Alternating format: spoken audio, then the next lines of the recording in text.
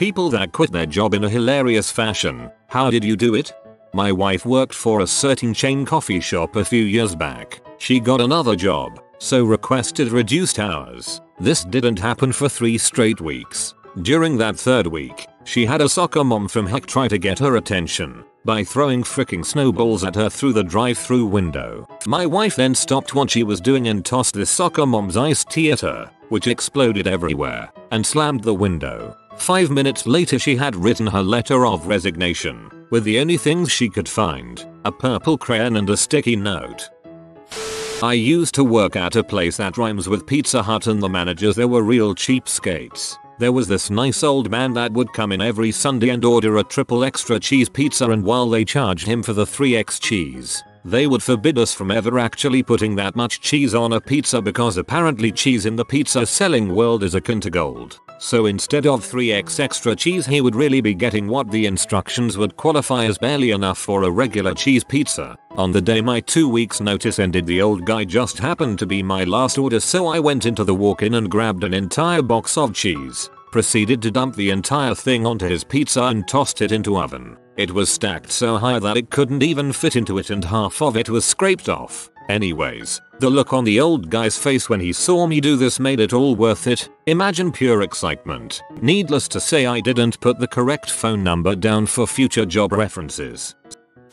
There was a UPS strike in the 90s and I was employed by them in high school as a sorter. Blockbuster Video at the time had this mail order deal where you'd get a VHS tape and bags of popcorn. Like a pro to Netflix thing, I guess. Anyway, all these boxes full of microwave popcorn and VHS tapes would slide down the belt, and about half of the popcorn bags would explode or break. After about an hour there was popcorn dust all over. I asked my boss for a mask, and he said that they didn't have any. Some of the drivers walked by wearing masks, and I followed them and found a full cabinet full of masks. I confronted my boss, and he was like, "The masks are for drivers only." So I went back to the sorting area and just stopped working. I just stood there. The belts were backing up with these boxes of popcorn and they would burst and clouds of powdered popcorn butter would fill the air. I waited about 45 minutes before the belt shut off. I walked out through a haze of popcorn dust, with alarms blaring. People running everywhere trying to figure out what was going on. A lot of people didn't get their VHS tapes that week. Worked as a teller at a bank for a few years. GM and supervisor were both kind of crappy in their own ways. My buddy there was also a teller who felt similarly and wanted to get out. We started applying to places and both got interviews at the same company. As luck would have it, we both got hired and got phone calls about 10 minutes apart. There was only one other teller aside from us, and when it got busy, supervisor usually had to jump in as well, and usually hated it. It felt like we were constantly short-staffed, and days when one person would call out sick or be on vacation would suck. Being down 2 people was the worst. Naturally, when we both got hired, it became a race to see who could turn in their 2 weeks notice first. He printed his off and raced into GM's office, walking out with a big smile. GM calls me in and offers me full-time hours, after I had been requesting them for months. I jumped in saying, "Let me stop you right there. I'm also turning in my 2 weeks notice." Remembering that look of disbelief will make me smile every time. A solid professional FU is just as enjoyable to me as going out with a bang. That poor third employee.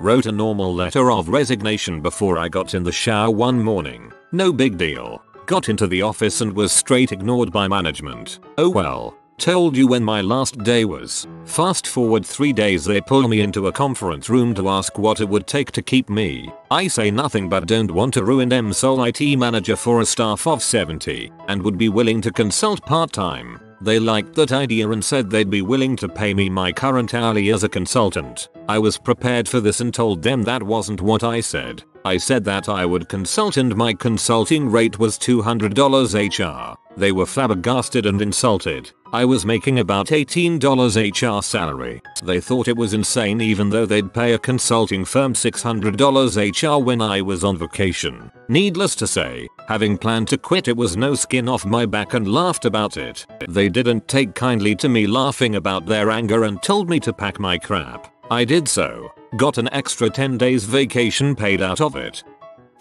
My boss was never in the office and wasn't even there for me to turn in my resignation. So I took a video of me dancing on his desk and singing about how he's never there and sent it to his boss. 1992. I was 19 and working at the most pissant radio station imaginable, AM Country Gold. The notoriously cheap, abusive and dishonest owner, a fella named Wes, had just screwed me out of a promised bonus. It was the latest in a long line of dishonest acts and I had had enough. The rest of the sales team was afraid to stand up to Wes and he screamed abuse at them constantly, except the lone woman, who he sexually harassed. They were all in their 30s and 40s, working the same garbage job I was, but desperately needed it. I did not, so I engaged in a very public shouting match with Wes in the lobby, saying all the things everyone there had always wanted to say. Then I swept the contents of the front desk onto the floor and stormed out. Instead of leaving, I went around the side of the building to a payphone and called the radio station request line. In a fake southern accent, I said, "Hey y'all, I just told my cheap, no good, lying piece of human garbage boss to go to heck. Play me out with, take this job and shove it, and dedicate it to my former boss, Wes." The disc jockey had no idea what had just happened in the lobby, or that my Wes was the Wes, so he enthusiastically played my recorded dedication and added, "This one is for you Wes. Choke on it you sack of crap." The building had speakers inside and out constantly playing the radio feed, so I got to hear Wes get clowned by his own radio station before driving off into the sunset. Someone at my previous workplace, a huge grocery store in a large mall, went to the PA system we used to issue messages to the whole mall, and said something along the lines of, "Dear customers, managers and co-workers, I freaking quit," and then proceeded to leave. I wrote a respectful letter thanking them for the opportunity and all they've taught me. The first letter of every sentence spelled out "Rick, boss." Nobody noticed. I knew someone who worked in a really crappy call center. His boss never had time for anyone. When he went to tell his boss that he was leaving, the boss waved him out of the room as he was on a call. So he wrote "I quit" on a post-it note, stuck it on the boss's screen and just walked out. That is what foreheads are for. I used to work for my father. It was probably the worst time of my life. He treated me like absolute crap, paid me very poorly, and made me work 70+ hours a week. I was young, just out of high school, and I complained about my predicament quite a lot. His response was always, "If you don't like it, there's the door." 6 months before I quit, he made me run his night shift, which meant 6 p.m. 6:30 a.m. Monday through Saturday. I was very unhappy about this, so I applied for another job. I got it, and went to my father's office with a list of demands. He responded with his usual reply, so I said, "Alright, I've gotten a job offer somewhere else. Frick you, I quit." The look on his face was priceless. He truly believed that because I had amazing job security that I'd be willing to put up with anything and that I'd stay there for my entire career. In one short, sweet instant, I proved to him that this was not the case, and he lost his most valuable employee. The icing on the cake was the fact that the job that I left him for is at the company that manufactures the very machinery and software he relies on in business. So anytime something goes wrong in his factory, he has to call me to fix it for him.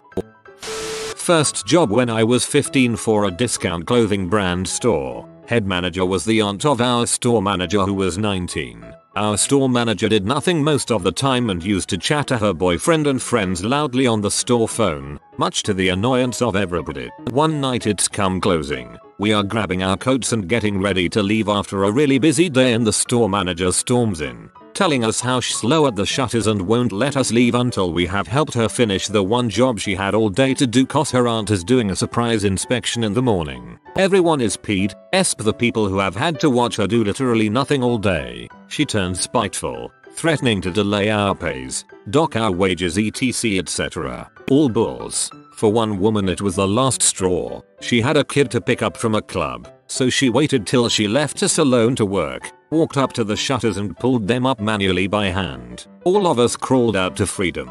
We left her a note saying good luck explaining to your aunt why 4 people just quit. During my exit interview I told HR the real reason I was leaving was due to the quality of the office chairs. I said they were an eyesore, uncomfortable and made me ashamed to come to work and resulted in subpar job satisfaction. 2 weeks later I was told by previous co-workers everyone got brand new, top of the line office chairs. Your ex-co-workers must love you. I worked for a law firm doing research and analysis. I wrote a custom program, on my own time, that would automate editing down these huge lists we'd get from an outside vendor, boiling it down to only what we wanted. First, only my team used the code. By the time I left, over 150 people were using it. Sounds minimal, but it was actually a huge time saver. The program would boil down a list 100 pages long down to about 10 pages, a process we used to do manually a couple times a day. A layoff was announced. I was part of the outplacement, but the firm wanted to continue using my program. I asked if there would be compensation as it was coded on my own time, never paid for it, etc. I was told no, and besides, there's really nothing keeping us from still using it when you're gone. For the remainder of my time, 2 years, I would create patches whenever the format of the data changed. With my last patch, I put in code that would disable the program and erase key parts of the program 1 month after my last day. From what I understand from people still with the firm, on day X everyone came in, booted their machines, and the program was simply gone. Efficiency fell through the floor, delaying opening cases, billing clients, etc. I wanted 10k. They lost more than that in the first week without the program. I was working for Argos as a Christmas job while studying. After a while it was becoming too much as I had to stay and work until deliveries were unpacked. This meant that some days I was leaving for college at 8:30 am and not getting home until 1 am that night. One night it was a particularly large delivery and it was getting very late with no end in sight. I decided I'd had enough and told the supervisor I was finished, didn't want to do the job anymore and wanted to go home. He rejected this and said that I was going nowhere until the delivery was unpacked. I stood in front of him and repeated that I quit, therefore I don't care about the delivery. Completing my studies was more important to me than earning a bit of extra cash. He still said I was going nowhere and refused to unlock the door to let me out. Despite feeling I had a case for false imprisonment, I decided to take matters into my own hands. I ran out the fire escape door and down the street, never to return. I'll always remember the sound of the fire escape door making a big doong as it hit the metal railings, and I made my escape to freedom. Worked in a video store when there was such a thing. My co-worker showed up very high. He was also about 6 feet 3 inches and 140 pounds, so he stood out in a crowd to begin with. Anyway, he came in for a 4-hour shift, stood in the middle of our bank of checkout registers, and just ate chips. Like 6 bags of chips back to back, and he ate them slow, and savored the crap out of each bite. The whole time he had zero facial expression. Think of the dull stare of a chewing dairy cow. After about 3 hours he calmly turns to me and says I can't do this anymore, gently sets down his bag of chips, and walks out the door. We never saw him in the store again. At 16 I worked at a Dairy Queen brazier in Texas. My manager was a jerk. One night, I sliced a good chunk of my thumb off because they did not have the proper safety equipment. After being out of work for 3 weeks, I returned to work. My thumb was still pretty screwed up, but I was trying. My manager kept riding my butt, telling me I had to move faster. I was the only short order cook. When I saw 3 Greyhound buses pull up, I knew I was in trouble. She came back into the kitchen and said if I didn't move fast for these buses she'd find someone who would. That was the last straw. I knew no one in the entire restaurant could cook, so I took her up on her threat and simply walked out the back door. She flipped me off as I drove away. My friends told me they hardly got any orders out and the buses left since they couldn't get the food out. I felt bad for the people on the buses, but was sick of being berated by management. Worked in the cinema as a teenager. Came in late for work after they changed my schedule during my days off and didn't think to mention it to me. Boss lost it and started shouting at me. As far as I'm concerned, if you need to shout I ain't listening. So let her rant away for a good 15 minutes while I was at my locker clearing it out. When it finally clicked that I wasn't listening or getting ready to work, she stopped and asked what I'm doing. I said going to see Lotta with the lads who've just finished, as I'm doing nothing else with my evening. May go for a pint after. What's your plans? I worked for a Midas garage. One week we got a new service manager, and up until that point we always inspected, estimated and sold our own jobs. This new guy wanted to inspect the cars and then check the estimates. Early on a Saturday morning, a girl in her 20s with a baby came into the shop and said her brakes were making noise. I took the ticket, test drove the car, and then pulled it in the shop and then inspected the car. I found the LR brake shoe had gone metal to metal. I mic'd the drum. It was okay. Wheel cylinders and springs, hardware all okay. I estimated the ticket. It came out about $150 to fix the car. I went to the new service manager and handed him the estimate. He went and looked at the car. He didn't even take 30 seconds. And he said I needed to add wheel cylinders, hardware kit and 2 drums to the estimate. I told him all the parts he wanted to replace were okay. He said do it. I just shrugged my shoulders and walked away. He went back to service desk. I walked into a completely crowded waiting area, stood in the middle in the room, and proceeded to tell everyone in the room what the new service manager wanted me to do. I turned around and went to go get my truck to load my toolbox and leave. The service manager tried to stop me from loading my box on my truck. At the time about 5 customers came out and helped me lift the box into the truck, and then started screaming at the service manager. They all wanted their cars put back together and taken off the lifts. It got so bad. One customer called the cops. The service manager called the owner. The cops and the owner showed up. I was putting the girl's wheels back on. The owner came over to talk to me. I told him what happened and what I did. The owner went over to the service manager, who was surrounded by all the peed off customers, and fired him. I decided at that point I was still going to quit, because the owner was just acting. He told that service manager to do it. At that point, a few other techs were packing their crap up too. As I was walking up my truck to leave, the girl walked up to me and thanked me. She asked if I knew another shop that could fix her car. I decided I would fix it myself. So we went to the parts store,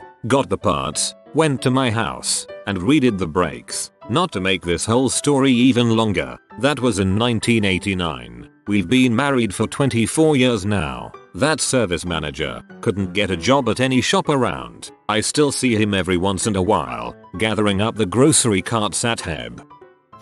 You have been visited by the Wisdom Papa. Type study well Papa or you will fail your next test at school. If you are new to the channel, you can subscribe. I publish new videos every day. Until then, check another video, or don't. Either way, have a great day you magnificent people.